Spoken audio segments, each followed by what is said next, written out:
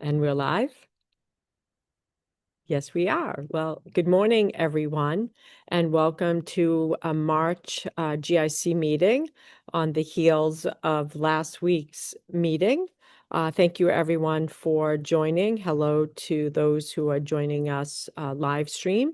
I am joined here by our esteemed commissioners. I'm Valerie Sullivan, Chair, and I'm joined by Vice Chair Bobby Kaplan, Dana Sullivan representing ANF, Rebecca Butler representing Division of Insurance, Anna Sinenko, Darren Ambler, Martin Curley, Jane Edmonds, Catherine West, Kristen Pepin, Tamara Davis, Gersino Gerard, Jason Silver, Dean Robinson.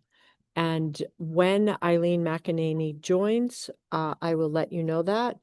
And I want to make sure I said Tamara Davis because I was rattling people pretty fast because this is an off-cycle meeting. I might be trying to move us fast. So sorry about that. Good morning and welcome. Hey, Matt, I'm going to turn it over to you to go over the agenda. Okay, thank you, Madam Chair. Welcome, commissioners and those watching on live stream. We have a busy agenda today, our third meeting in 4 weeks. Thank you for bearing with us, and thank you to the staff for all the work that they're doing. First, we will present the FY 2027 rates to the Commission for a vote today. As we do every year, there will be a series of votes, 3 votes. We will start with medical rates for FY 27. These are the rates that are calculated based on the plan design changes that the Commission has approved over the last few meetings. Second will be our dental and vision rates, and finally our municipal administrative fee. Then we will turn to Cameron McBean, our Director of Vendor Management, who will present the Pharmacy Benefit Management Consultant Procurement Recommendation for a vote. An exciting early step in the process of reprocuring that important benefit. And finally, we will close the day with Deputy Executive Director Erica Schabelli, who will provide the update on Vita Health that we postponed from the last meeting.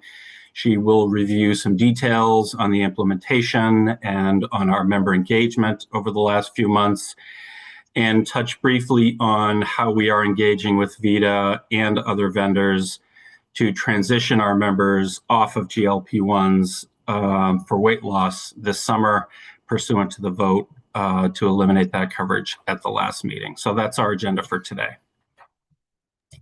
Okay, Matt, thanks very much. Because of the short turnaround time between last meeting and this meeting, we don't have minutes to review from last week. At the next meeting, we will review minutes and vote on them from this meeting as well as last meeting. So we can keep moving, Matt, through the agenda. Thank you, Madam Chair. On the Executive Director's report, I have a few quick items, but I will be very brief. On the staffing side, I want to note that we recently posted 2 new positions, or 2 positions, not new positions, but positions on Mass Careers. The first is in the retirement unit of our operations department. It's an office support specialist who will assist members who are transitioning to retirement. And the second is a project manager who will work across departments to implement a variety of new processes and projects and just generally support the overall agency mission, a key cog in the wheel for us.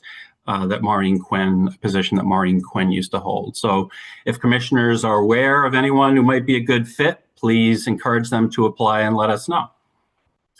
On the municipal front, the team continues to work very diligently with the 11 municipalities that are joining us this coming year. Later this month, staff will host a training for those municipalities so that they are prepared to do what's necessary to enroll their members into benefits at the GIC smoothly. And finally, just a brief update on the Healthcare Affordability Working Group, of which I am pleased to be a member. We've talked about this as an entity set up by the governor to explore solutions to the problems, the challenges that we all face and we've faced so acutely this year. I attended the first meeting of that working group last week, in fact, the afternoon of our meeting, commission meeting last week, and I'm looking forward to that work continuing. I would say the first meeting was pretty high level, tone setting, scoping, timelines, that sort of thing. I can say a couple of quick things. One is that there's the way the group is being structured. They're looking at both near-term strategies that they'll work on, that we will work on as a group through this summer, and longer-term strategies through the end of this calendar year. So lots of work ahead for us. I have been encouraged by the stated expectation that this group focus on fundamental reforms, focus on underlying drivers of rising costs, and the collaborative spirit of these early discussions. And finally, I just want to assure you that I have taken the opportunity at your direction as a member of this group to really emphasize the urgency for action.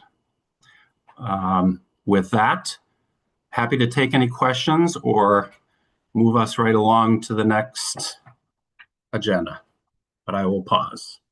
Yeah, I don't see any, Matt.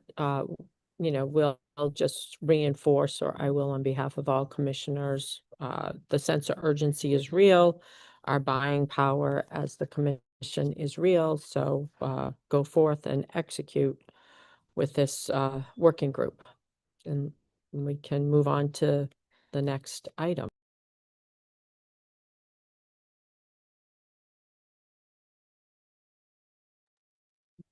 Matt? I think you're on mute. Apologies for that. So we'll move on to the rate vote discussion, and I'll turn it over quickly to my colleagues here. But last week, the commission, of course, voted on plan design changes that go into effect for the coming year. With this information, our team has worked with the actuaries at WTW to calculate the FY27 medical rates. And Margaret is prepared to present those to you for a vote today. This is the final step of the commission before annual enrollment begins on April 1st. So we begin a mad dash to do everything that needs to be done before April 1st, finalizing our member materials, including benefit guides, updating the member portal, my GIC link, so that we can get all of this information in front of our members so that they can make informed decisions about their insurance options. With that, I'm happy to turn it over to Margaret. Thanks, Matt, and good morning, commissioners. As Matt stated, the purpose of this presentation is to discuss and vote on the FY27 premiums. I will be presenting rates in our non-Medicare portfolio. These are the products with active employees as well as non-Medicare eligible retirees. And I will also be presenting Medicare rates for our retirees. Let's go to the next slide, slide 6. Great. Our actuarial consultants at Willis Towers Watson develop our rates annually. These rates are a function of prior year's utilization, anticipated members within each plan, medical inflation, and trends we expect to see in our claims in the next year. As a reminder, these rates reflect the savings associated with benefit design changes you voted on in February, specifically Prudent RX, an out-of-network standardized reimbursement methodology, and eliminating GLP-1 coverage for obesity. Before we look at rates, though, I have a few definitional slides that I'm going to run through quickly. So next slide, please. As you know, a premium is the amount of money that is needed to pay for provider services and for medications. Premiums do not include out-of-pocket expenses, such as copays and deductibles. And most of our members pay only a portion of the premium cost, with the state picking up the largest share of the premium as part of our members' benefits package. I'll note here that municipalities set their own contribution rates independently. Next slide, please. The contribution ratios that state government subscribers see vary by hire date. Here's the breakdown of these ratios and the number of subscribers in each bucket. And I just want you to have this information, but I think we can move forward with the next slide. Another definitional slide here. This is a reminder that the GIC's portfolio is self-insured, with the exception of one of our Medicare Advantage products. As such, the Commonwealth takes the risk with respect to healthcare spending exceeding premiums. Next slide. A little background on what is driving these premium increases. First and foremost, we continue to see substantial provider consolidation in Massachusetts. The market power of large medical systems is one major driver of premium increases. As you all know, large systems can extract higher rates in negotiations with carriers. Just as important to note, pharmacy spending continues to drive trend even outside of GLP-1s, particularly brand name and specialty drugs. Next slide. Great. Now we're going to walk through a high-level view of our portfolio rates across our commercial and Medicare products. For this slide, I'll be discussing these rate increases in terms of percentage increase, coupled with the total number of members in each percentage increase bucket. In later slides, I will show their premium amount and increase associated with each product. What I hope you will take away from the graph here is that there is substantial variation across the portfolio in terms of premium increase a member may see. This variation runs from 3 to 4% on the left side of the graph to over 12% on the right side. Again, it's important to understand this variation exists because it shows that increases really vary across our products and membership. Directing your attention to the graph, you'll see percentage listed along the bottom, 3 to 4%, 4 to 5%, all the way to the right side of the graph with our 12% increase, 12% plus, I should say. The number at the top of the bar is how many members fall into each increase bucket. For example, with the second bar from the left, we see that 96,500 members will see a 4 to 5% premium increase should they stay in the same plan they were in for FY26. Now that we're oriented to the graph, I want to pull out a few key points. Across our Medicare and non-Medicare products, the weighted average increase is 7.5%. In December, we brought you the expected range of 8.9% to 12.9%.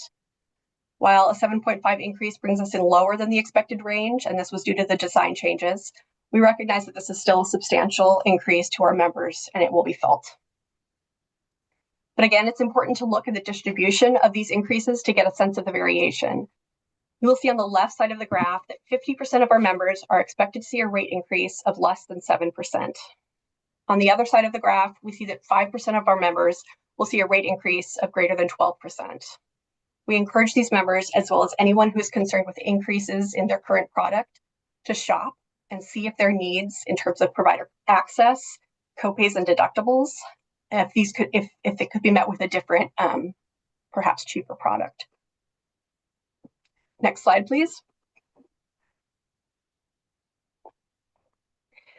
Now that you have a sense of the variation in premium increases, here's a slide that shows the total premium amount for each individual commercial product. You can see that there is a substantial dollar amount difference between our cheapest product on the left and our most costly on the right. This is due in large part to the different benefit designs, including deductibles, copays, and relative expansiveness of the provider network. If a member wants broad provider access and lower copays, they may be more interested in a product on the right side of this chart, whereas the products on the left generally have a relatively narrow network and higher out-of-pocket costs.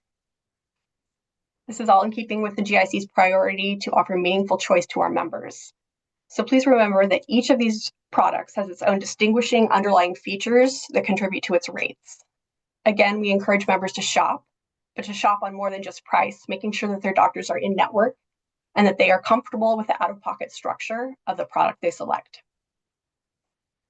Turning to the graph, reading from left to right, again, we can see the relationship between product type and associated premium. Community choice and Harvard Pilgrim Healthcare Quality are narrow networks, although of course with community choice, members can see out-of-network providers but have to pay co-insurance. H&E, all the way on the left, is a regional plan. Since it's a Western Massachusetts plan, many of the highest cost Boston area providers are excluded or allowed only in case of medical necessity.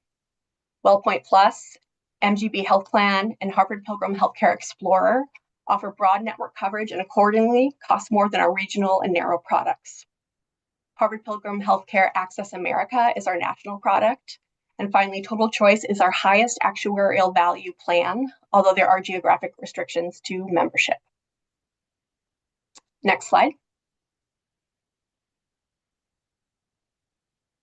The same product type considerations that were discussed in prior slides with individual rates, they also apply to the relative prices of family premiums that you're seeing before you. Again, these are full premium rates, not the member contribution only. Next slide.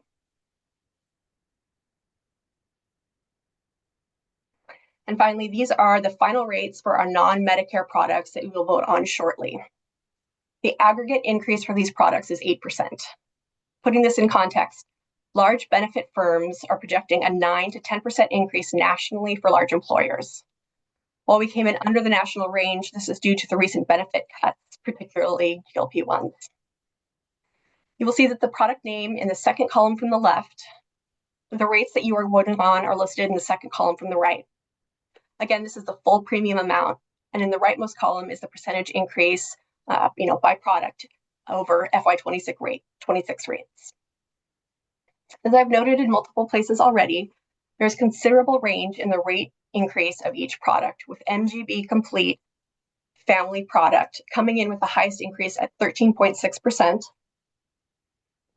and WellPoint Total Choice individual product coming in with the lowest percentage increase at 4.1%. Note here that even though Total Choice had the smallest percentage increase, they are still the most expensive plan in our commercial portfolio. Again, these products vary by both their actuarial value and their network reach. So while it's important to consider premiums when shopping for a plan, members who are considering switching plans should also verify that any product they're contemplating will also meet their needs in terms of provider network coverage. Next slide. Here are the products with their monthly premium broken out by member contribution. Although please note that these are contribution rates for state employees only and that munis set their own contribution rates. Next slide.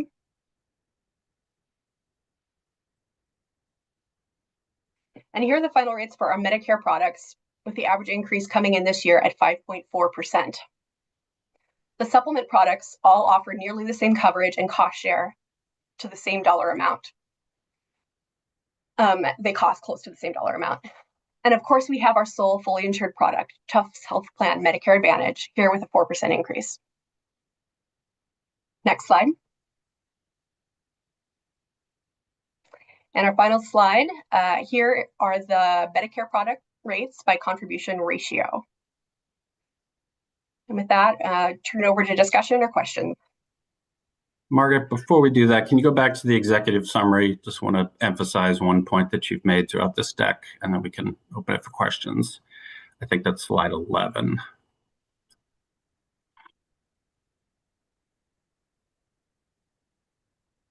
So as Margaret noted several times, we always, every year, encourage our members to shop during annual enrollment.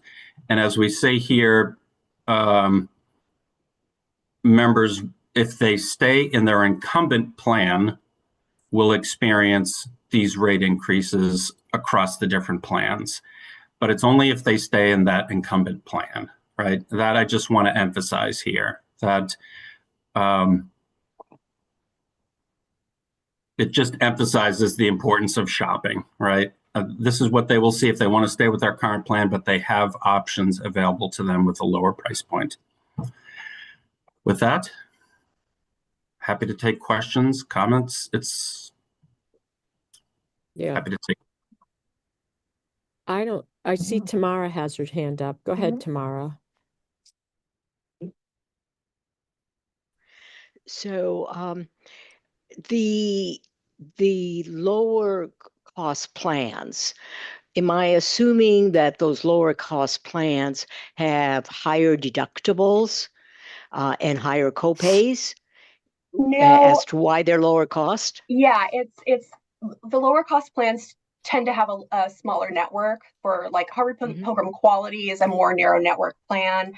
They also have a lower deductible at, I think, 400. And the broader network plans, there are more provider choices as well as a slightly higher deductible there too. Oh, okay. So the lower cost plans don't have a higher deductible. They don't have a higher deductible. No, they have a lower deductible. That's So it's right. the differential is the network. Exactly. Okay. So fine. Thank you. Okay, go ahead, Bobby. I see you have your hand up. Yes, thanks. I just, I appreciate all the work that's gone into developing these rates. And although the increases are less than we expected at the December meeting, the lowest increase, like 4% roughly, literally wipes out the increases that state employees that our members received this year and will receive this year. And the highest is more than double, and certainly the 13% increase is triple the salary increases that our members have received. So I just want to put it in perspective, although I appreciate the premium increases are less. Nonetheless, they still, negatively impact our members, many of whom are also losing their GLP-1 medications for weight loss. Yeah. So I just want to remind people that, I appreciate it. I appreciate, all the work that's gone into this, but I wanted to make that statement so people are aware. So thanks. Yeah, thank you, Bobby. And I think that is important. It's impacting, everybody in our state, and that is why the governor has put this task force forward and why Matt opened up with, the extreme sense of urgency for there to be impact from the working group, because these premiums can't continue to rise at the rate that they are for, the whole state and certainly for our members. Hey, Tamara, I see your hand is up. Go ahead, please.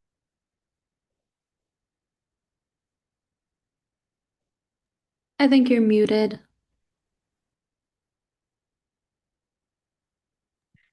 As a follow-up to what Bobby indicated, as we all know, healthcare costs are skyrocketing, and this is definitely lower than the increases we see in the corporate world. And then I know Bobby will say where they get more salary increases. That's true, but I think it is really an indication that we truly, truly need to look at how we price, how in terms of how we look at the way that we set premiums. I know much of it depends on the providers that we work with, but it's thinking through, as we discussed last week and was presented by Eileen, a completely different kind of structure as to how we think about healthcare premiums and delivering the product that we have. So I think this is, I don't think there's anything that we really can do about rising healthcare costs. That unfortunately is what it is. But I think this also should be a motivation for us to really think hard about a long-term strategic evaluation of maybe a different approach than what we have been using in the past. Yeah, I mean, absolutely, Tamara. Innovation and, courageous communications and compassion will serve us well as we think strategically about what we do, starting now for the future. Hey, Dean, I see your hand is up. Go ahead. You have the floor.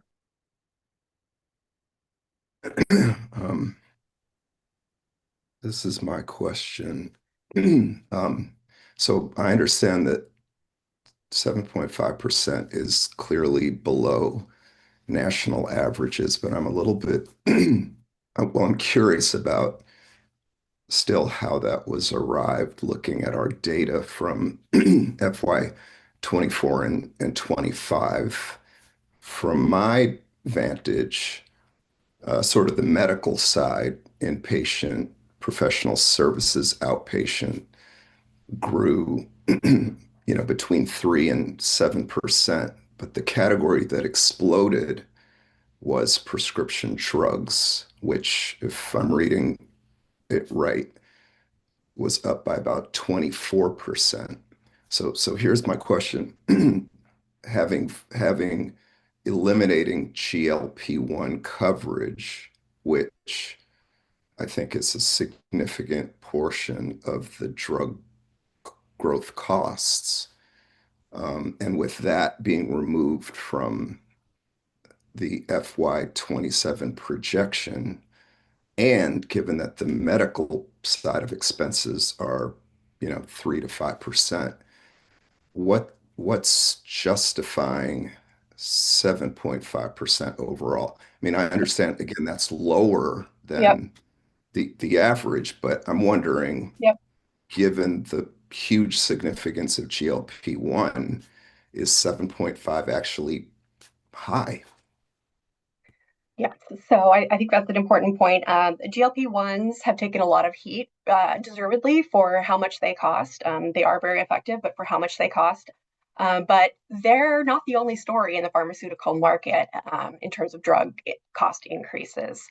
So it's pharmacy, and then provider prices. Those negotiations are always underway, and there are large increases in the market. We're also seeing coding increases, coding intensity increases that raise the reimbursement levels. But it's contracted rates and pharmaceutical spending, and we can come back with a deeper breakdown. But we see this, and this is not GIC specific. I should also say this is across Massachusetts, across the country.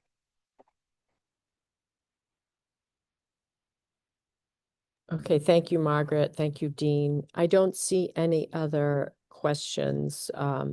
So in the interest of time, if we could go to a motion to approve these rates. I believe we have a slide in here.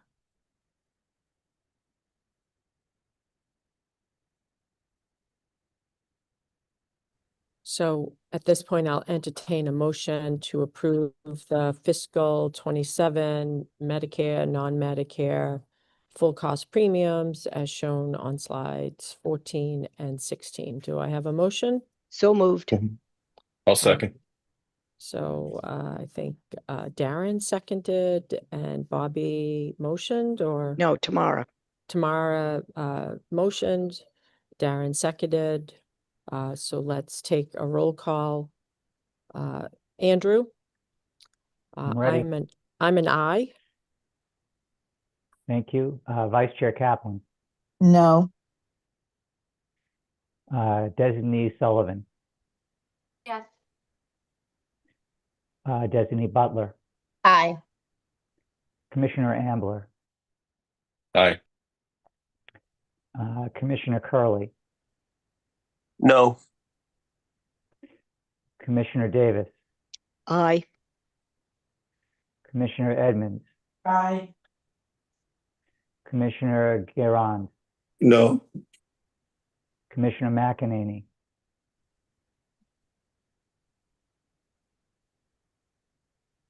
Commissioner Pepin, No. Commissioner Robinson, No. Commissioner Silva, Yes. Commissioner Sinenko, Aye. Commissioner West, Yes. and I'll go back to Eileen McEnany. I believe she's joined us. She motioned Thumbs that up she if was an you're- aye. Yeah. Give a thumbs up if you're a yes, Eileen. I think that's yes. Okay. Eileen's a yes. Okay. Let me just.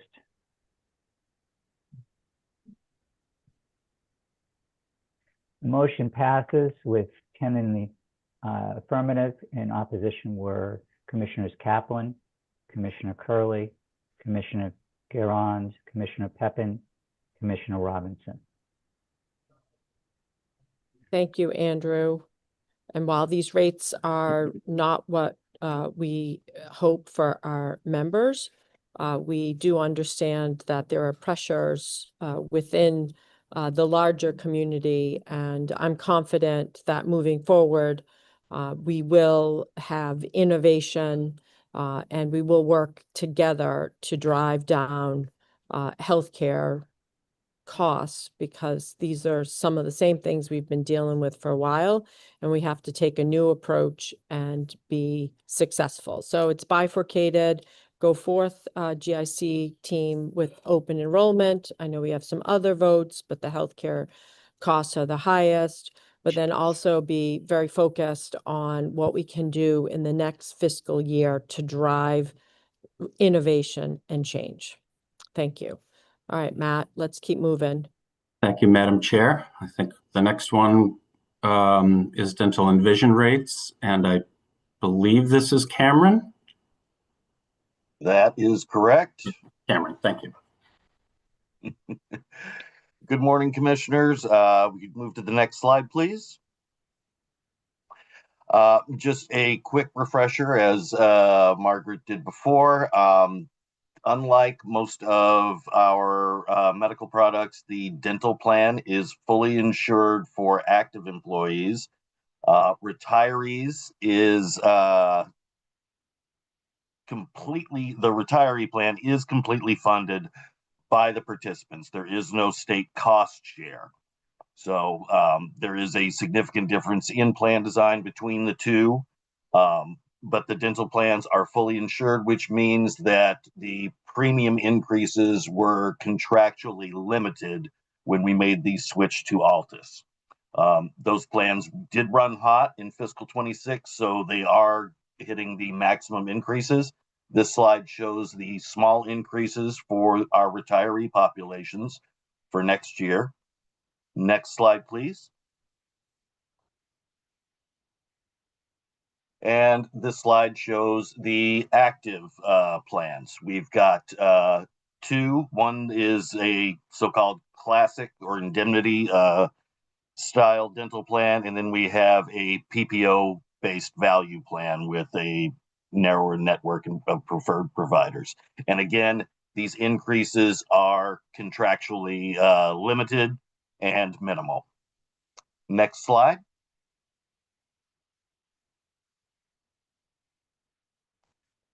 Now, the vision plan for the actives and retirees employees is self-funded. Now, again, so we work with Altus and our vision consultant, in this case, Lockton, to come up with an equivalent, with a premium, a premium equivalent for the new fiscal year. So you're seeing those small increases on this slide. And then if we move to the next slide,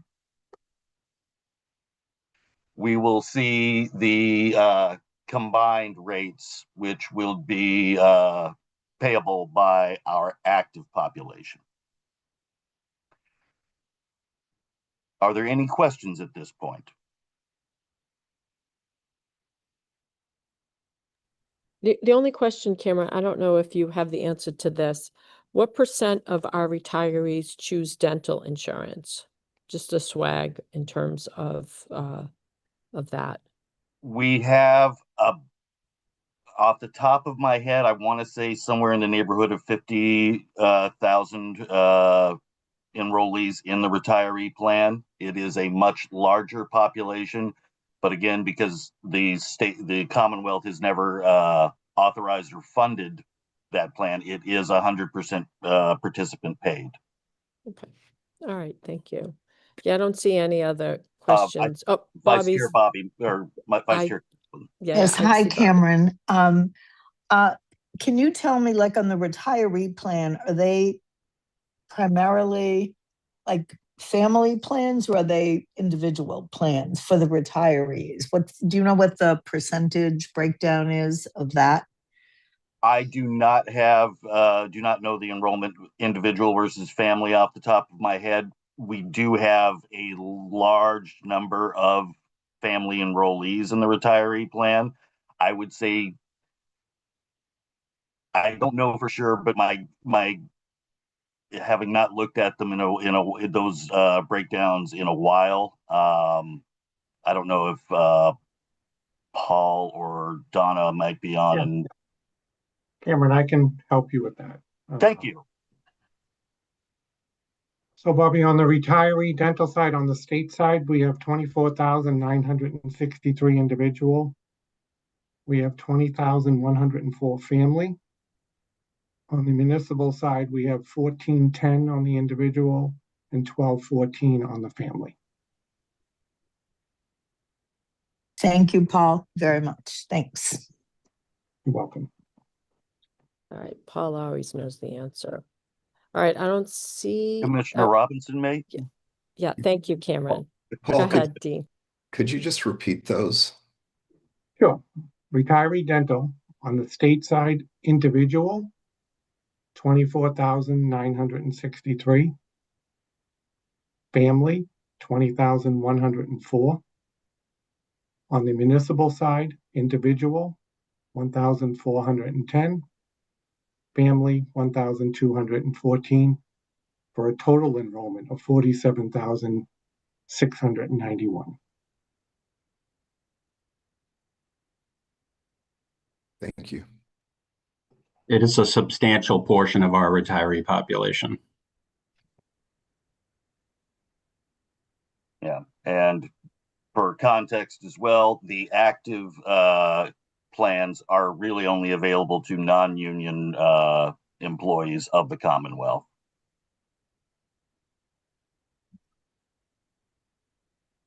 Yes, thank you So for I that think we can reminder. move to the next slide. So these are the proposed, so with these rates show what the active plan actual contribution would be under these new proposed rates, combining the dental and vision premiums. And I think we can move on to the next slide.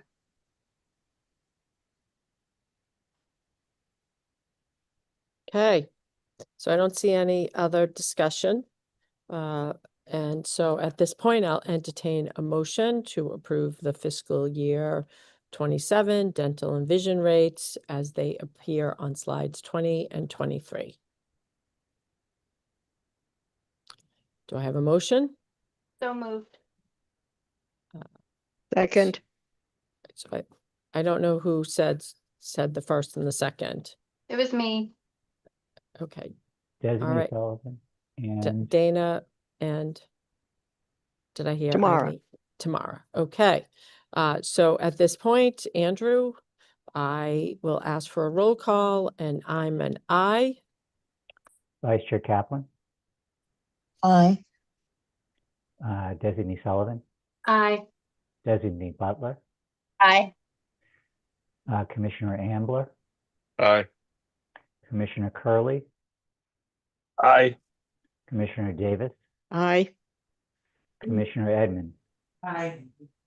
Commissioner Giron, Aye. Commissioner McEnany.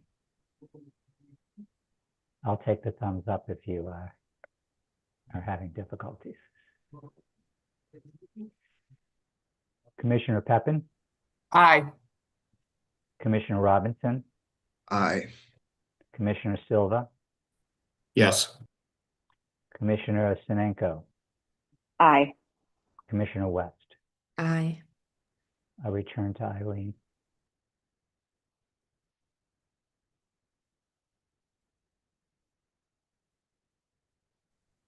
Andrew, Well, do you, yeah. the motion will pass regardless, unanimously of those who voted.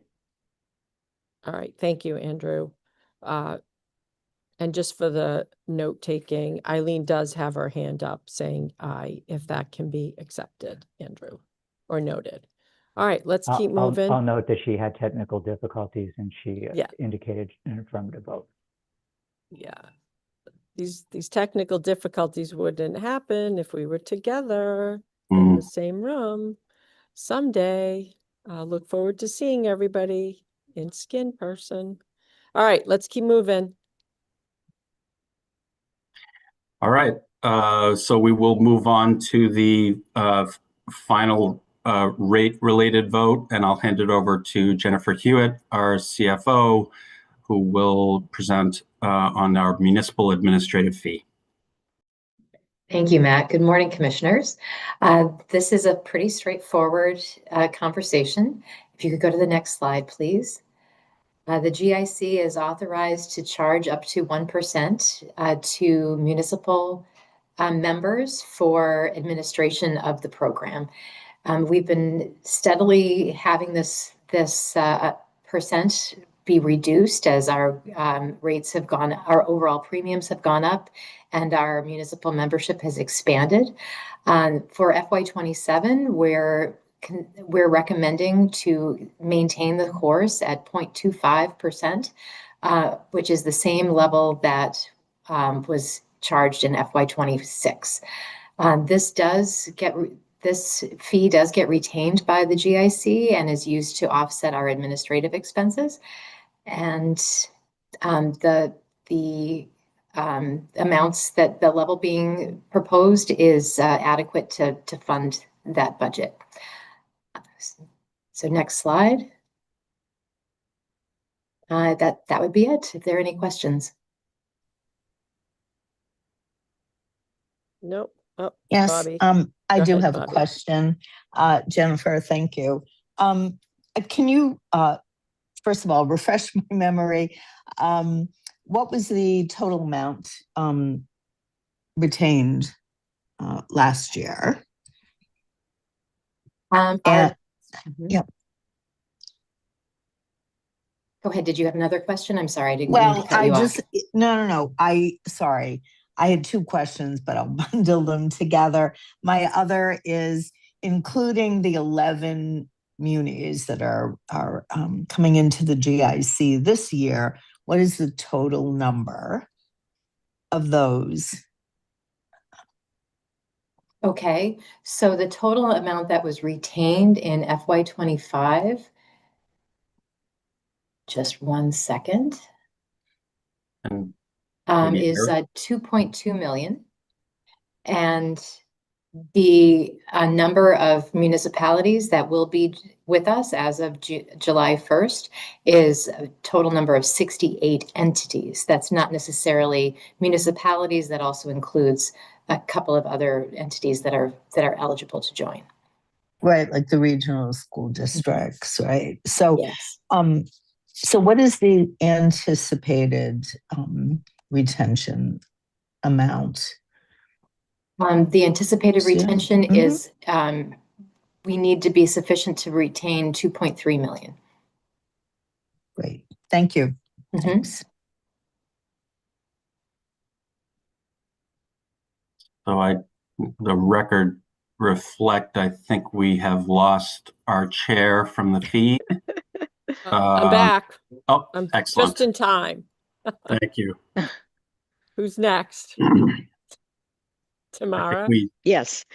So the fact that we have added several new municipalities, have we looked at the expense side in terms of whether or not the addition of new municipalities increases our expenses, such as new hires, which are the most expensive, by the way, in terms of personnel costs, and other expenses that have to be budgeted now? And does the 0.25% still meet those expense? So we have looked at that, and one thing that we did propose and was accepted as part of the FY27 proposed budget is a realignment of our administrative budget so that we increased the amount that we're drawing from the municipal side in proportion to as their membership goes up, the cost for our administrative budget on the municipal side is also going up. So there is a percentage of employee salaries that work with the municipalities that are allocated in the budget for that. So are there dedicated people that only work with municipalities, or it's just pretty much everyone? No, generally I would defer to Paul to confirm this, but my understanding is that in general, we're all working we're a very small group, and we're all kind of pulling together, and we're just taking the calls as they come in. Yes, it applies to everybody.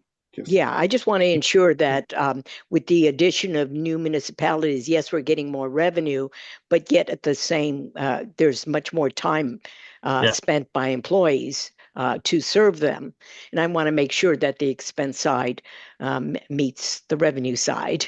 They're balanced. So we have actually, balanced budget here. Yeah. We've actually given that a good deal of thought. Commissioner Davis here. We do, partly because we view the entry of 11 new entities not as a one-time development, but this is a dynamic that's likely to continue over the next few years. So we need to be prepared for that and have the capability within the organization to handle that. I will just note that with the addition of Morgan Simcoe, who is kind of she's our point person on all things municipalities. While it is true, as Jennifer and Paul said, it's an all hands on deck type of effort. Morgan has brought a great deal of new energy and new thinking to the way that we do this, and something that we want to continue to build on. Great. And have we also looked at possibly serving some of the unique needs of the municipalities that can encourage others to join us because we're serving those needs? Yes, I would say that is part of our discussion. We want to, I think, bigger picture, we want to continue to evolve how we view and interact with municipalities, both those that are currently within the GIC, the 68 or so, and those that have an interest in coming. And that is part of what Morgan is helping us to really think through. What is the unique value proposition that we present to municipalities, and how can we do that better? Yeah, any criticism or challenges that the municipalities basically have articulated in terms of expectations and delivery of service? That's probably a longer conversation. I think that we could add to a future agenda item, but one of the things that I've spoken with both Commissioners Murphy Rodriguez and Commissioner Silva is taking some time and effort to hear from, as I mentioned, the current municipalities who are with us. And so that is something that I want to continue to lean into as well. I think that would be the opportunity for us to have a little bit more intentional type of learnings about what their experience is, what the pain points might be, how we can do a better job. Great, thank you. You bet. All right, Darren, I saw your hand up and then it's down. Did you get your comment or question addressed? No, it's actually going to be more of an observation and actually something probably for a new business item. So I'm good. All right, thank you. All right, so at this point, I'll entertain a motion to approve the remaining the fee to remain at 0.25% of full cost premiums for our municipality administration. Do I have a motion? So moved. Tamara, second? No, Second. it was Bobby. Bobby? It was, Bobby yes. was Yeah. yes. And do I have a second? His second is down. Okay, let's do roll call. I'm an I. Vice Chair Kaplan, Aye. Designee Sullivan, Aye. Designee Butler, Aye. Commissioner Ambler, Aye. Commissioner Curley, Aye. Commissioner Davis, Aye. Commissioner Edmonds, Aye. Commissioner Guerin, Aye. Commissioner McEnany. Somebody will let me know. Commissioner Peppin, Aye. Commissioner Robinson, Aye. Commissioner Silva, Yes. Commissioner Stanenko, Aye. Commissioner West. Yes. Did someone see what Eileen indicated? Yep, she's indicating yes. Okay, thank you. All right, the motion passes unanimously. All right, let's keep moving. I think we have one more vote. We do. Thank you, Madam Chair. At this point, I'll hand it over to Cameron McBean, who will present on the work that's been underway to bring on board a consultant to guide us through the procurement for our PBM. I will just note briefly that we're putting a lot of thought into this. As Commissioner Robinson noted earlier in the discussion, this is an area where we see a real explosion of cost. And I think we've all experienced over time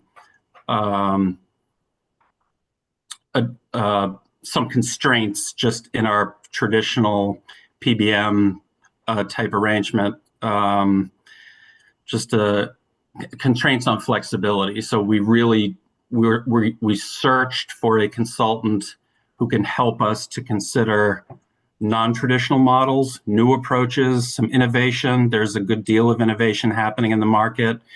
We certainly want to evaluate those alongside the more traditional models. I think ultimately at the end of the day, we need to have a solution that will bring us manageable expense on the pharmacy side. So with that, happy to hand it over to Cameron to walk through the results of the procurement. Good morning again, commissioners. We can move on to the next slide. Thank you, Matt. As Matt was setting the table, we will be conducting a PBM procurement for both the commercial and Medicare plans prior to fiscal year 28. And so we are hoping to position ourselves as best we can and get the best consultant and best advice we can. We had responses from Willis Towers Watson, who's currently our incumbent, as well as Lockton, Mercer, and the Siegel Group, who are all huge benefit consultants with nationwide profiles as well as Milliman, who was formerly our data warehouse vendor. Next slide, please. So as Matt alluded to, our key objectives were to find a consultant with sufficient expertise assisting large public sector clients, such as the GIC, and someone who can guide us through, as again Matt referenced, a rapidly evolving marketplace as far as prescription benefits, distribution models, pricing schemes, etc. And finding someone who can design a procurement that will be able to evaluate simultaneously a traditional proposal from one of the big three, such as Express Scripts, CVS, or Optum, as well as some of those smaller models that, or other vendors that are out there in the marketplace who may be able to deliver better net costs outside of a rebate-focused program, which we've run for several years. As a result of the preliminary evaluation, we did select 3 finalists: Willis, our incumbent, Mercer, and Siegel. Next slide, please. So as a result of the procurement, the preliminary evaluations, you see the pre-interview totals. Then we had references conducted for the finalists subsequent to the interviews. It was very close. These were three very impressive teams that we heard from in the interviews. And in the consensus opinion of the sourcing team, Mercer was a little more impressive. And so we decided to award the best value points to Mercer. And therefore, we are recommending that the commission vote Mercer as the apparent successful bidder. Are there any questions before we move on to the vote slide? Yes. I just, before we have comments or questions, I'd just like to invoke our general counsel to just give some guidance to the commission about what is appropriate for us to talk about in detail in a commission meeting, and what areas we need to avoid, because it's an active procurement and will remain an active procurement until we sign a contract. So we're happy to take questions. Some questions you may have, we may not be able to answer in a public meeting. But there's details in the memo that you got from the team. Andrew, anything you want to say to that? I mean, certainly general questions about how we approach the procurement and what we took it, and what might have been seen as strengths. All right, well, let's are fine, but anything that more detailed can get us into issues until we have a contract. all right, well, the hands went up quickly, so I'll go with Tamara first, then Dean, then Darren, then Bobby. Great. Thank you, Madam Chair. The question I have is that this is for the pharmacy procurement. I assume we also have other services or other procurements that we're going to utilize consultants. Is it more cost effective to look at all of the consultant needs we actually utilize within the 2 or 3 years as a package, if that's more cost effective, or the expertise is so varied that it has to be segregated? Yeah, we do take that into account, Commissioner Davis, and you will remind the commission. I would remind the commission that we have had WTW as our combined consultant for both the medical health plan and the pharmacy side for quite some time now. But your other point is correct, that there is, we also want to balance that efficiency and potential cost efficiency with the need to make sure that we get the right advisor as we move forward with this very important benefit. So we do take all of that into account. Yeah, we try to look for the best subject matter expertise available with each of these procurements, and trying to do like one bundled advisor for everything. The scope of work issues, because we're always on a rolling procurement schedule for something coming up. That could be something to evaluate in the future. This is the way we've been doing it since well before I arrived at the GIC. If I can just add on to what Cameron was trying to say, just to make it really clear, when we procure, we have to build in what that consultant will be helping us do. And it gets very, very complicated since we try to stagger our procurements across the various needs we have. And it is almost impossible to consolidate consulting to be able to take into all the various procurements we run and when they have to be run. All right, let's keep moving. Go ahead, Dean. This is a question I'm asking out of ignorance, but the the the firm that receives that receives the contract, or with whom we're contracting, then sets out to negotiate these prices. Are those contracts proprietary, or are the details of those contracts, um, available to, commissioners in the GIC? Do you understand what I'm saying? So they're negotiating prices, but like, unlike Medicare or the Veterans Health Administration, where you can know what the price is for a particular pharmaceutical. Um, does it work that way at all?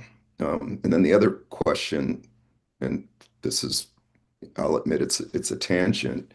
Is there any possibility? I mean, GLP-1s aren't covered now, but are these companies attempting to carve out GLP-1s in order to achieve better prices, like Costco and I don't know. Yeah.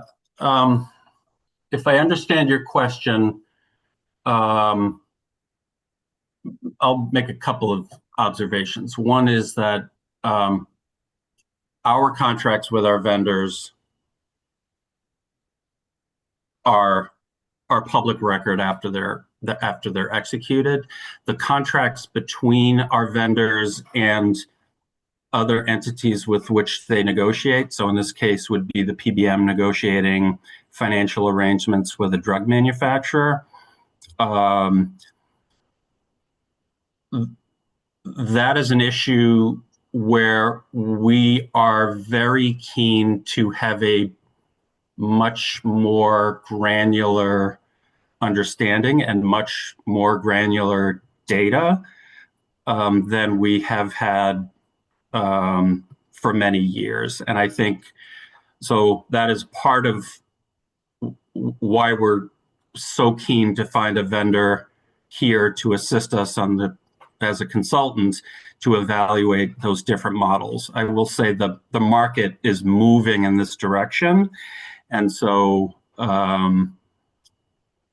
we are not alone. I would say, in terms of your second question around entities that are creating business models where they can offer a solution to a particular drug or a particular class of drugs, we certainly want to be able to have that flexibility, or more of that flexibility, in our next PBM contract. I think GLP-1s is an excellent example, but it's not the only example. So flexibility, much more granular data around pricing and spend, greater transparency, just overall, we're a sophisticated purchaser of insurance, and we are driven by data. And so we want to be able to have a PBM relationship and contract that moves us significantly further down that road. I hope that is helpful and responsive. Oh, good. I see Dean shaking his head. So Bobby, go ahead. You've got the floor. So I don't know if this question can be answered in light of the procurement process, but I was curious. I wanted to know, Cameron, if when you said that they were Mercer was most impressive, if you could speak to that, if you're able to speak to that, and also what comprises, they received the highest score because of the best value assigned, and what comprises the best value, that those 5 points? That was, I'm going to try and tiptoe very carefully along the line here with my response. Just overall, their subject matter expertise expertise. Their responses to the technical proposal were as reflected in the scoring, were a little bit better than their peers. And their national subject matter expertise, their pharmacy national lead with Mercer was very impressive in the interview. She brought up some points that we had not given serious thought or discussion before, but that's about as far as I think I can go.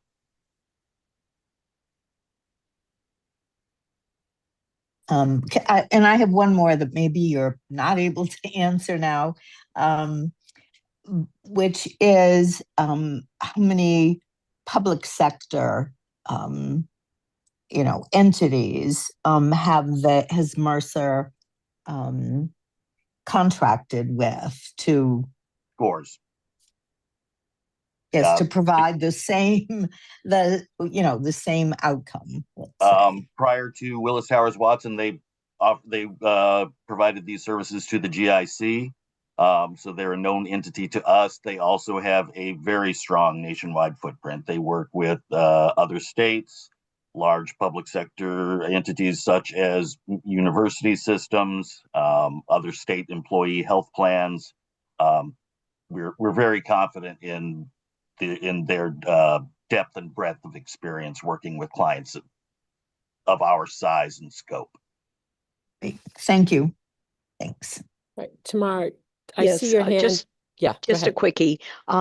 Since Mercer is a huge, also HR and a variety of consultant services, do they have a local office that will basically service us in the pharmacy area, or do we have to go to someone in New York?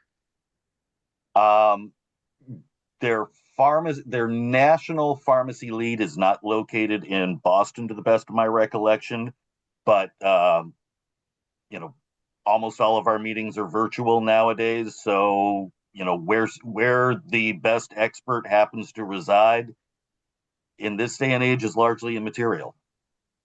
But we do have ample local support from the local Mercer office. All right, I don't see any other questions. So at this point, we can go to a motion, please, Cameron. Next slide, please. Great, so I will entertain a motion to authorize the GIC to contract with Mercer as the apparent successful bidder for consult services for our pharmacy benefit plan as recommended by Cameron and his team. I move.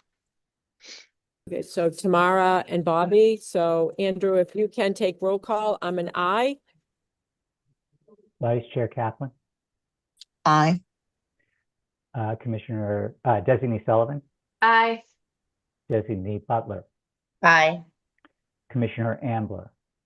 Aye. Commissioner Curley. Aye. Commissioner Davis. Aye. Commissioner Edmonds. Aye. Commissioner Guerin. Aye. Commissioner McEnany, we'll look for your response. Commissioner Pepin. I heard Aye. that. Commissioner Pepin, yes. Commissioner Robinson. Aye. Commissioner Silva. Yes. Commissioner Sinenko. Aye. And Commissioner West. Yes. Motion passes unanimously. I just, to Commissioner, I think it was Davis's question. Cameron, actually, the lead for pharmacy for Mercer is based in Boston.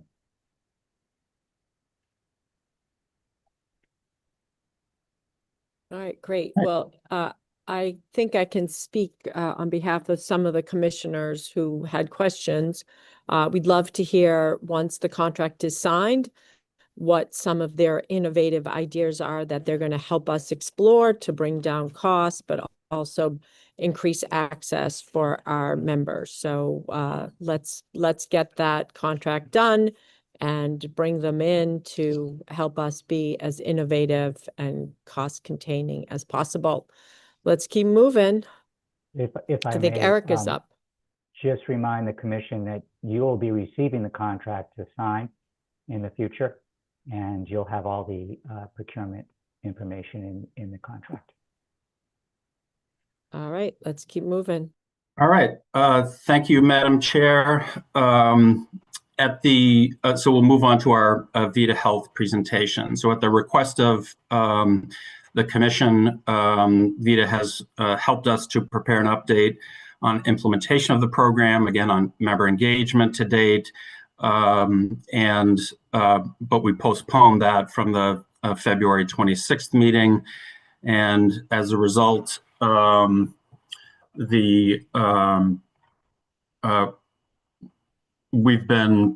a result of the vote at our last meeting around GLP-1s and the elimination of coverage, we have been giving a great deal of thought over the last week to the implications of that vote on this program and how we might leverage this program to assist our members with the transition off of coverage for GLP-1s.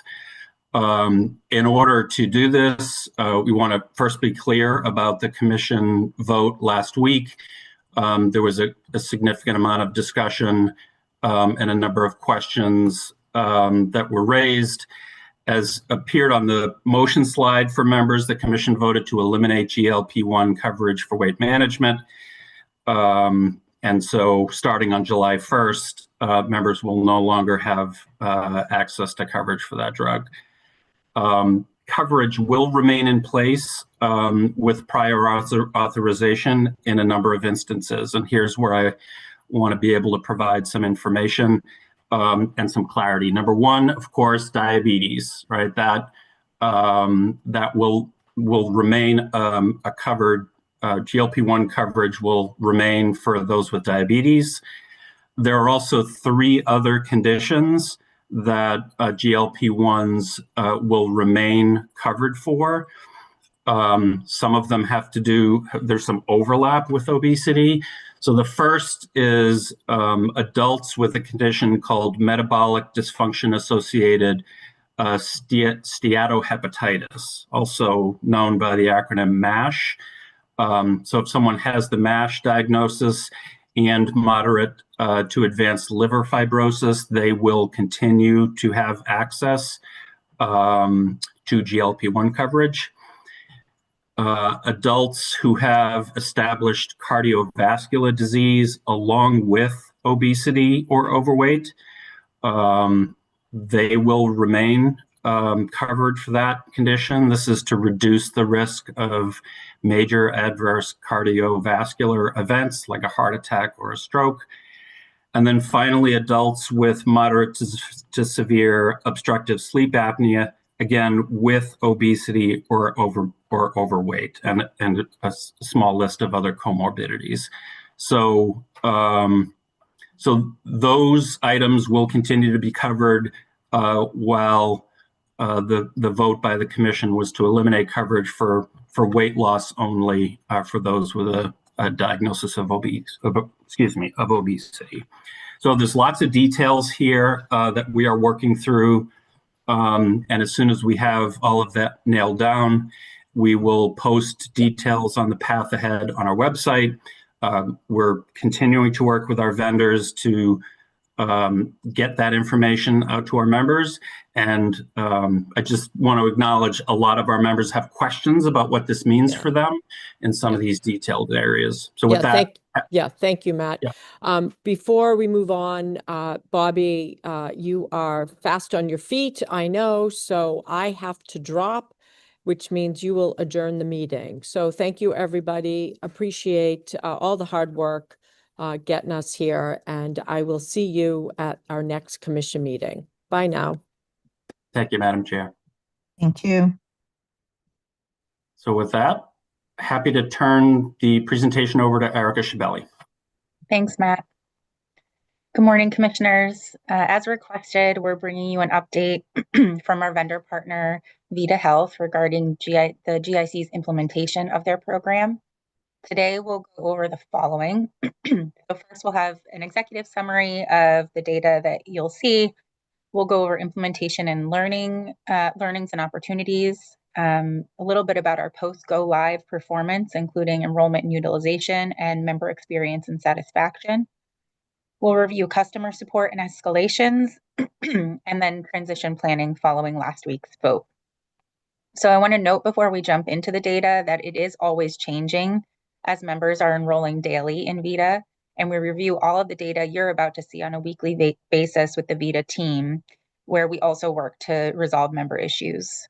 The folks at VITA have been really collaborative and receptive to our feedback, as well as member feedback in these meetings and beyond. So if you have any questions or comments beyond what we reviewed today, I'd be happy to bring them back to the VITA team for discussion. Next slide, please. So just a couple of highlights to start with. As you know, the GIC and VITA teams worked really hard to successfully meet the 1/1/26 deadline implementation date for the program. The launch was on time, as well as all deliverables. And as of last week, 11,049 GIC members were enrolled with VITA. Our communications and engagement strategy has worked well, particularly for the transition population of members who are already utilizing a GLP-1 for the treatment of obesity. VITA reports that our focus on this population produced the best performance across VITA's book of business, meaning that GIC members are engaging with VITA at a higher rate than other VITA clients. Next, VITA reports that the protocols that are put in place with the VITA program are working as they're expected to. So these are the labs, the engagement requirements with dietitians and nurse practitioners or physicians, as well as some of the kind of learning and behavioral change modules on the app. As with our carriers and other vendors, VITA is the main point of contact for customer service inquiries.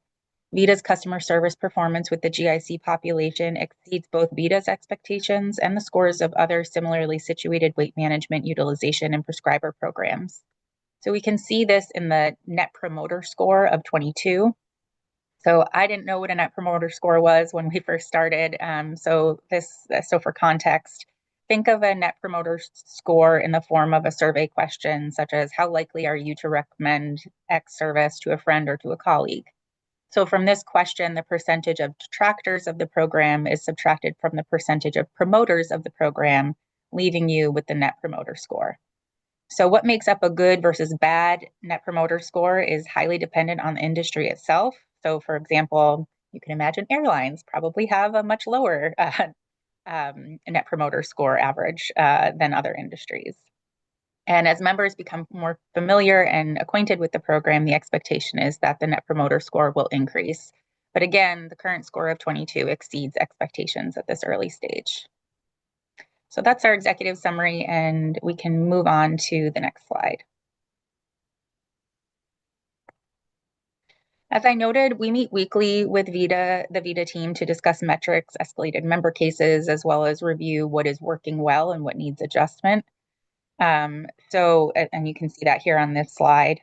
For example, in terms of opportunities and what might need adjustment, we heard from members that information regarding the required labs and where to get them was confusing.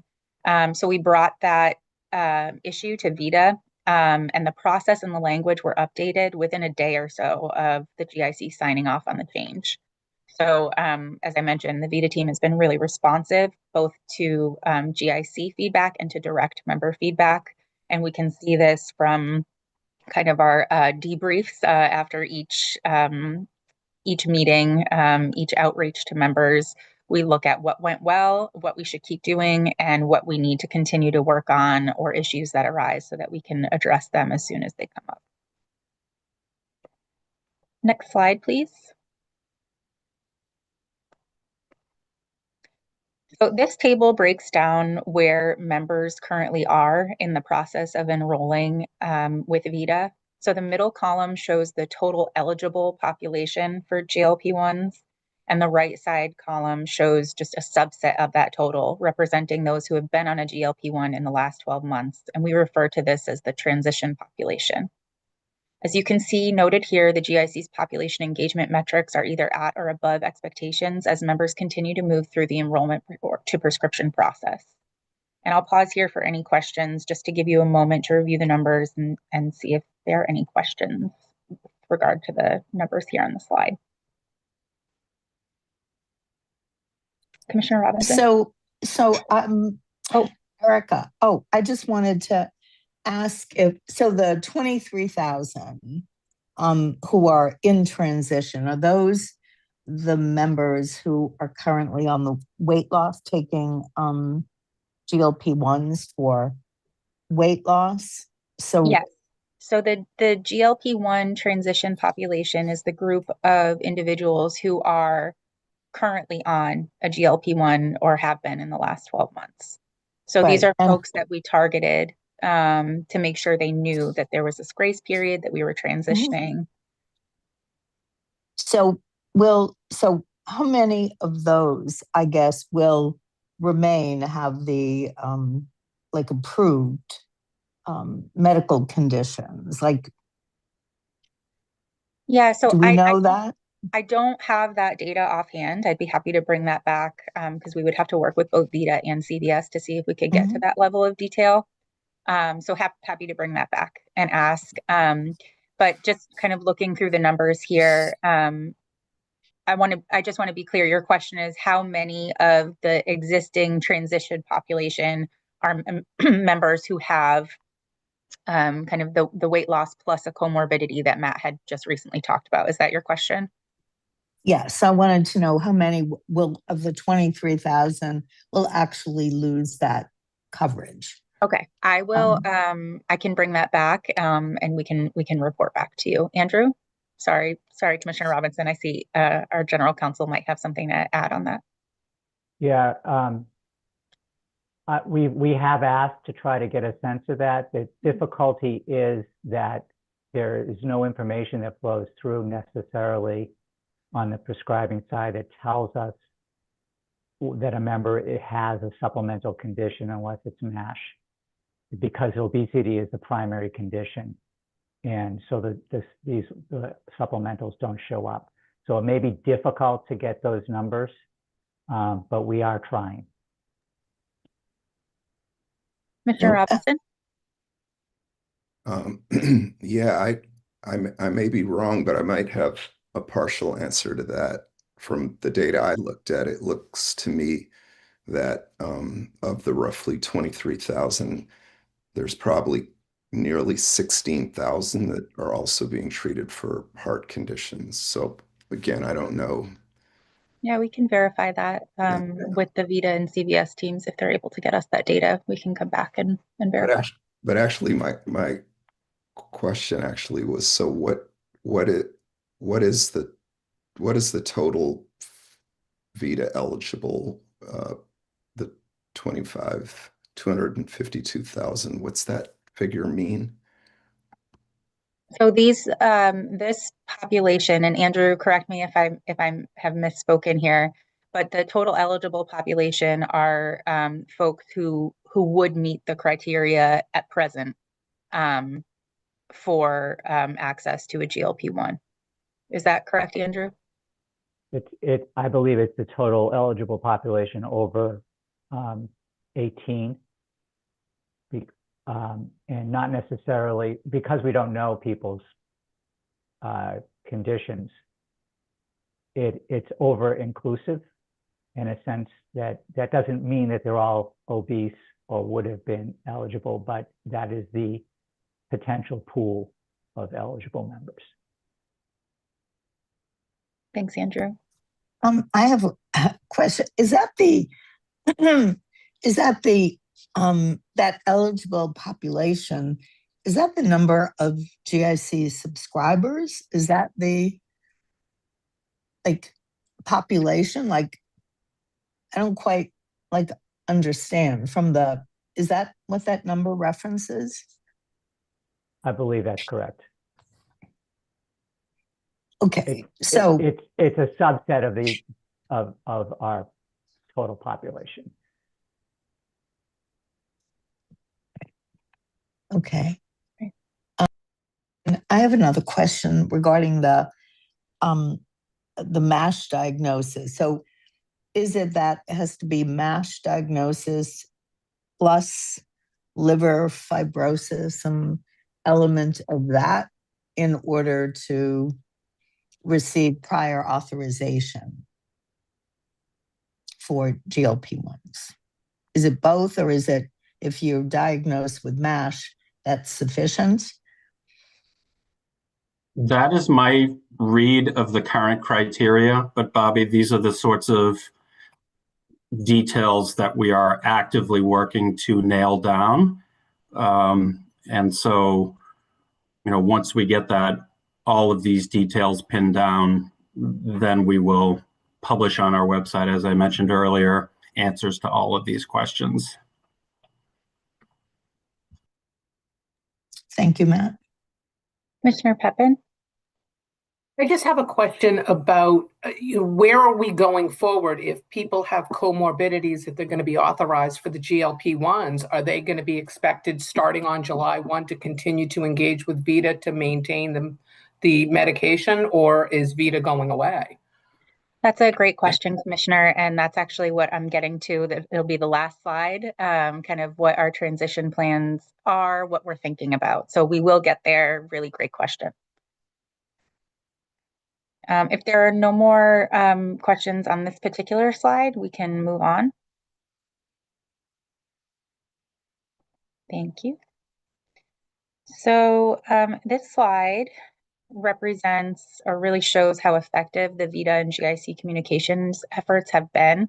Now, there were a lot of questions about this, especially early on, where we deliberately didn't want to get ahead of ourselves and have folks trying to enroll in Vita before the platform was available to them on January 1st. That was the first day it became available. But we did do kind of a heads up email in December, and then what you see here on the slide is all of our mailings and emails and outreaches since the launch at the beginning of this year. So you can see that there are spikes after each outreach, and as members enroll, as members who get these various outreach mechanisms, as they enroll, they come off of the email distribution list, the call list, and the mail list. So naturally, you see the overall number is decreasing as more and more members enroll and that distribution list becomes smaller. So the last enrollment email went out to the transition population on Wednesday, February 25th, the day right before our last commission meeting.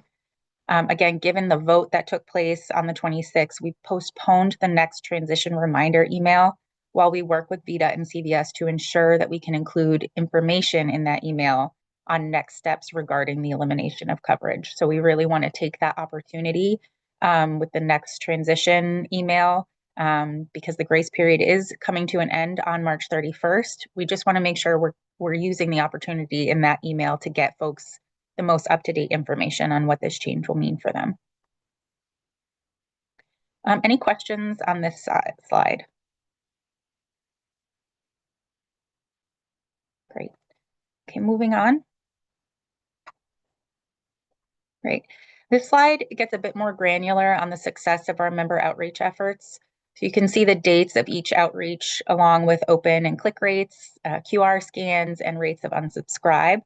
As noted at the top of the slide, the performance on these metrics exceeds Vita's book of business and is among the best they've seen for their clients. So again, this is just some more granular data about, really getting into the weeds of who's opened our emails and such. Any questions on this?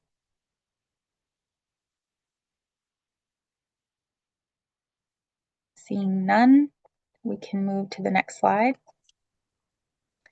So this is what I like to call a by the numbers slide, and it's just a quick snapshot of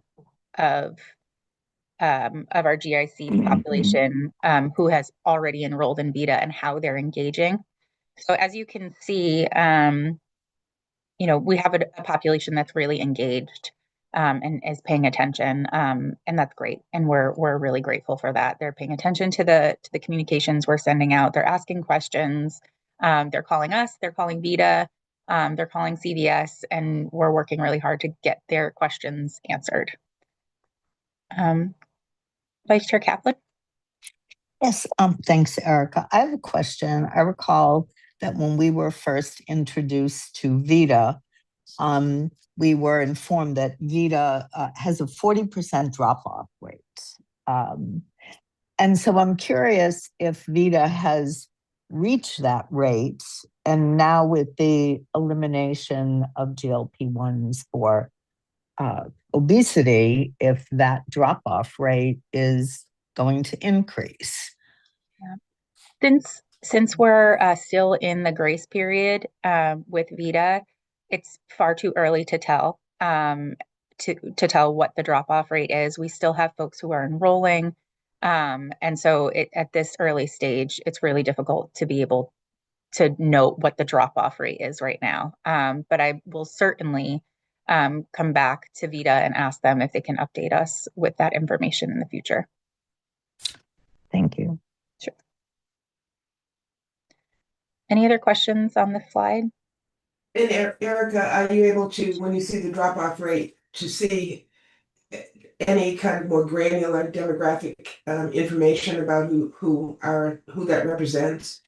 I can certainly inquire, and I know what you're driving at there, so I will certainly inquire with VITA if they can get us more granular demographic data on who is falling off, who is. Yeah, I think it's really important that we again have a very clear picture about who are the ones who tend to be excluded. Of course. Yeah, I don't know that data exists with VITA and CVS, but I will absolutely check in with them to see if that's something we can get. Well, my second question would be, if that data doesn't exist, then I'd like to understand the justification for not having that data, just so it's clear in my mind why that data is not there. As you know, too often data is not collected when we ask hard questions.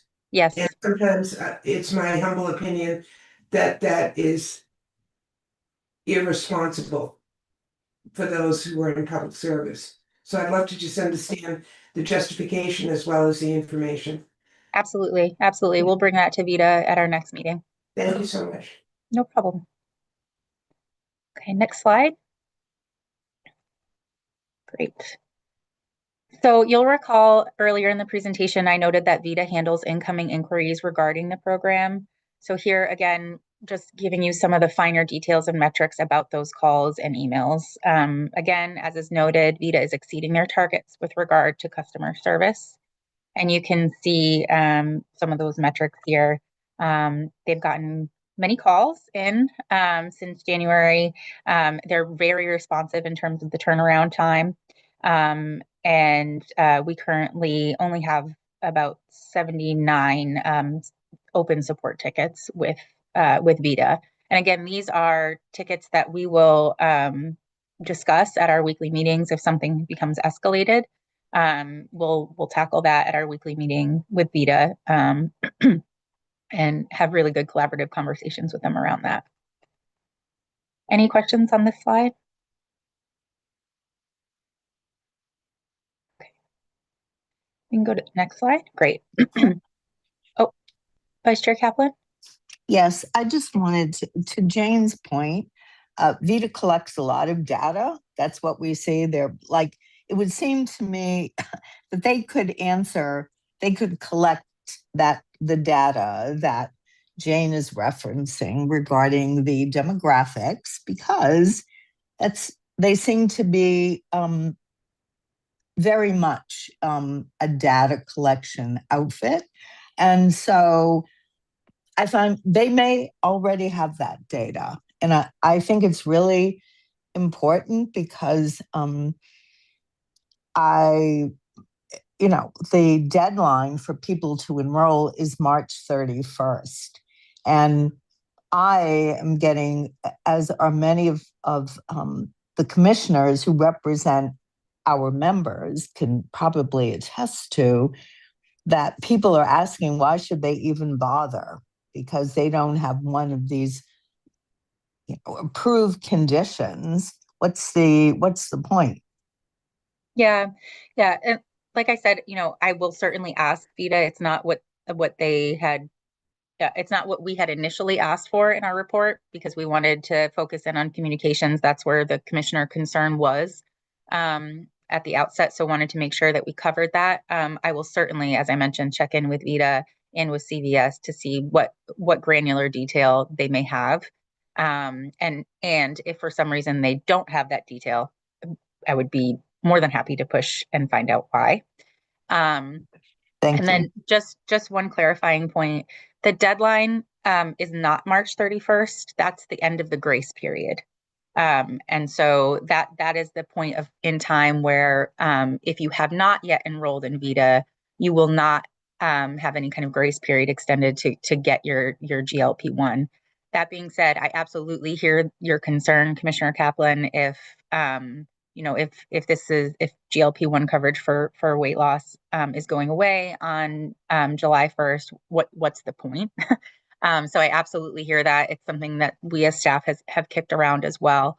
And I think that's actually a great transition to the next slide, which is, what are we looking at? How are we trying to plan and support our members? So again, just our three kind of main considerations here while we're thinking about this transition following the vote last week. I just want to take some time to walk you all through the way that staff is approaching the transition away from coverage. So we've been working diligently in this last week with both VITA and CVS to put a support plan in place for our members who will be impacted by this change. And while plans are not yet finalized, our main considerations in developing our approach are first and foremost supporting our members through this transition. Second, being mindful of member disruption and confusion in all of the communications that we put out. And of course, just wanting to understand what the cost looks like when we, potentially restructure a contract or something of that nature. So again, no decisions have been made yet. We're really exploring the universe of options for what we can do to support our members. So on the VITA Health side, VITA is excellent at helping us support our member communications. And that's a huge portion of bandwidth that they can take on for GIC staff, which we're really grateful for. Beyond that support with member communications, we have 3 options with VITA available for July 1st. So 1, we can completely wind down the contract with VITA for July 1. 2, we could maintain the contract with VITA to continue prescribing GLP-1s through direct pay and other channels. Or we can maintain a shorter term contract with VITA for just the behavioral change, dietary support, mostly as an off-ramp for members. So those are some options staff is considering with VITA Health and with CVS. And again, CVS has a couple of options too. So, drug coupons, programs, and other savings opportunities. So for next steps here, we're going to continue to meet weekly with VITA and CVS Health to determine the appropriate path forward and the scope of what our communications will look like from there.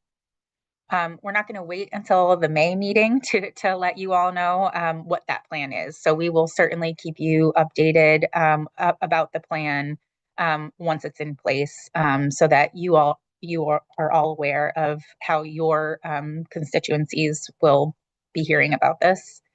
And then we'll execute on that plan and communicate the transition plan to GIC members as early as possible and hopefully before March 31st. When the grace period comes to an end. So this is just kind of a snapshot of what we're working through as staff. And again, really with member support and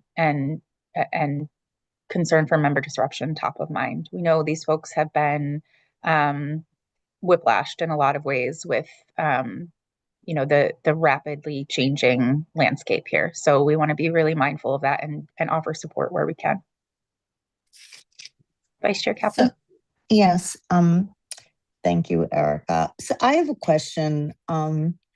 If the contract with VITA expires on June 30, the current contract, and and that's it, and we end the relationship with Vita, would the, let's say, people who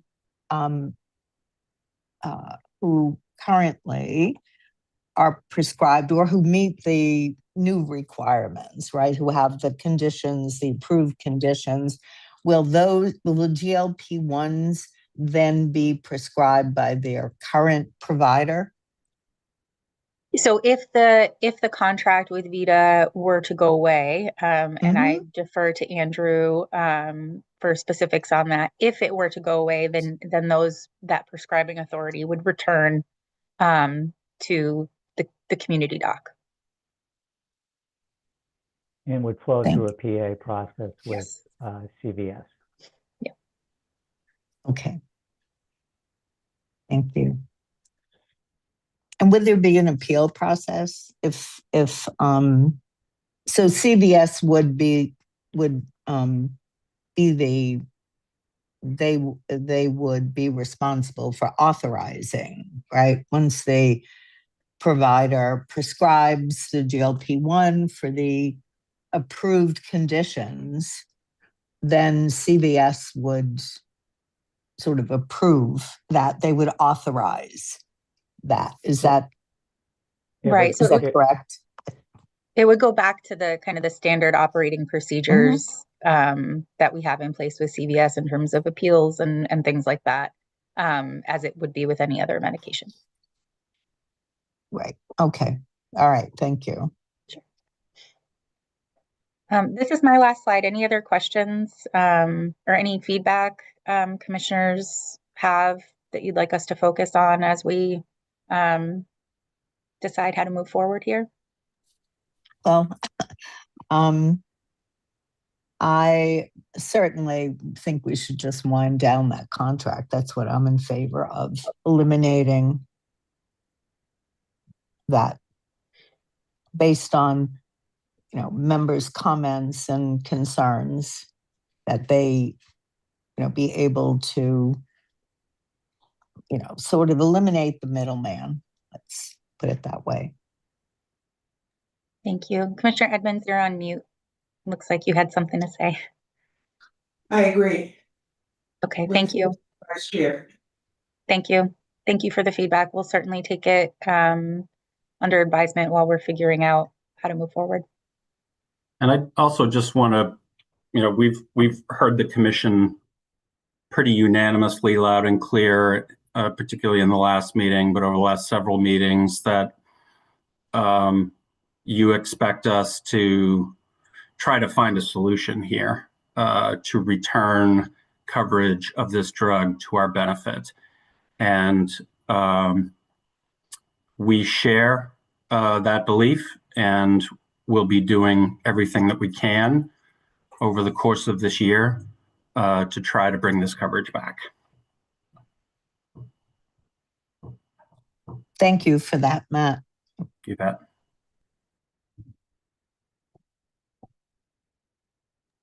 So that's it from me. I think we can move on. Okay. That concludes our presentation for the day. If there are any items of new business that anyone would like to raise, now would be the time to do that. Seeing none, I think Madam Chair, Madam Acting Chair, Madam Vice Chair. It's a good thing I'm not chair. That's all right. I'll say that. Yes, I'll now entertain a motion to adjourn. So moved. Thanks, Darren. Is there a second? Yeah. Kristen? Second by Kristen. Thank you. Thanks. And we could just do a voice vote and adjourn. All in favor? All in favor, say aye. Aye. Aye. Aye. Thanks. The ayes have it. The meeting is adjourned. Thanks. Thank you, Thanks. commissioners. Take care, everyone. Thank you. Thank you again, Matt. You bet. Thanks. Really Bobby. appreciate it. Yep. Thanks.